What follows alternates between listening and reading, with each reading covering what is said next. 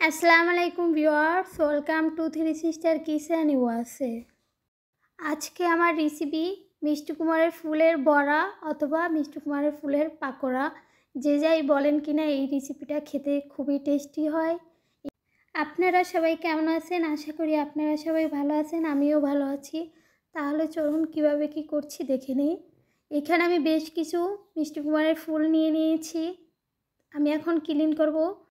ফুলের উপরে যে গ্রিন গ্রিন আছে পাতার মতো, ওটা আমি ফেলে দিয়েছি, আর ভিতরে একটা পাপড়ির মতো আছে, ওটা আমি ফেলে দিয়েছি। তো এইভাবে করে আমি সবগুলো ক্লিন করে নিয়েছি। তো এখন আমি এখানে নিয়ে নিচ্ছি 2 কাপ বেসন। আপনারা যদি 4টা-5টা করতে চান সেই ক্ষেত্রে আপনারা 1 কাপ বেসন নিয়ে নেবেন। আমি যেহেতু বেশি পরিমাণ করতেছি তার জন্য আমি 2 কাপ বেসন নিয়ে নিয়েছি। বেসন নেওয়ার পর দিয়ে দিচ্ছি এখানে 1 চামচ মরিচ, দিয়ে দিচ্ছি হাফ চামচ হলুদ, দিয়ে দিচ্ছি হাফ চামচ জিরার গুঁড়ো। এটা অপশনাল, আপনারা চাইলে দিতে পারেন, না দিলেও চলে। এখন দিয়ে দিচ্ছি পরিমাণ মতো লবণ। এখন আমি সব কিছু একত্রে মিশিয়ে নেব। মিশিয়ে নেওয়ার পর দিয়ে দিচ্ছি এখানে 1 চামচ আদা রসুন পেস্ট। আদা রসুন পেস্ট আমি মিশিয়ে নিচ্ছি।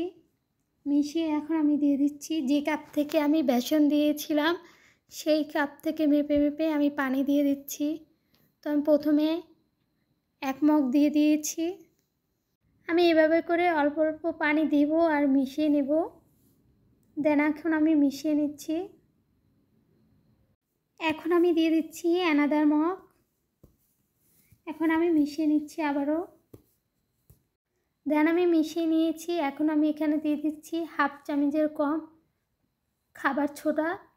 এটা দেওয়ার পর আমি মিশিয়ে নিচ্ছি। আর হলো আমার এখানে আর ওই মগ পানি লেগেছে, যে মগ থেকে আমি বেসন দিয়েছি ওই মগ থেকে আমি মেপে দিয়েছি। আপনারা এরকম আমার মতো যেভাবে পানি দিয়েছি এভাবে আপনারা দিলে তাহলে বুঝতে পারবেন পরিমাণটা। এভাবে আমি রেখে দেব হাফ অ্যান আওয়ারের জন্য। হাফ অ্যান আওয়ার পর ফিরে এসেছি। এখন দিয়ে দিচ্ছি হাফ চামচ কালিজিরা। এটা অপশনাল, এটা চাইলে আপনারা দিতে পারেন, না দিলেও কোনো অসুবিধা নেই, এটা আপনাদের পছন্দ। এখন আমি ফুলগুলো ভেজে নেব। আর আমার এই কালারটা এরকম কেন হয়েছে, কারণ এখন আমাদের এখানে সন্ধ্যা হয়ে গিয়েছে, এর জন্য এটা আমি বিকালে রেডি করে নিয়েছিলাম। বেসিক্যালি লাইটের আলোতে এরকম দেখাচ্ছে কালার। এখন আমি ভেজে নেওয়ার জন্য আমি আগে থেকেই চুলাতে তেল বসিয়ে দিয়েছিলাম। তো তেল গরম হয়েছে, এখন আমি দিয়ে দিচ্ছি ফুল। তো ফুলগুলো এরকম বেসনের ভিতরে ডুবিয়ে তারপর তেলে দিতে হবে। তো আমি তেলে দিয়ে দিচ্ছি। তখন আপনারা চুলার জালটা মিডিয়াম করে দেবেন, হাই হিট না, তাহলে ভিতরে কাঁচা থাকবে, উপরটা হয়ে যাবে, এর জন্য বলেছি।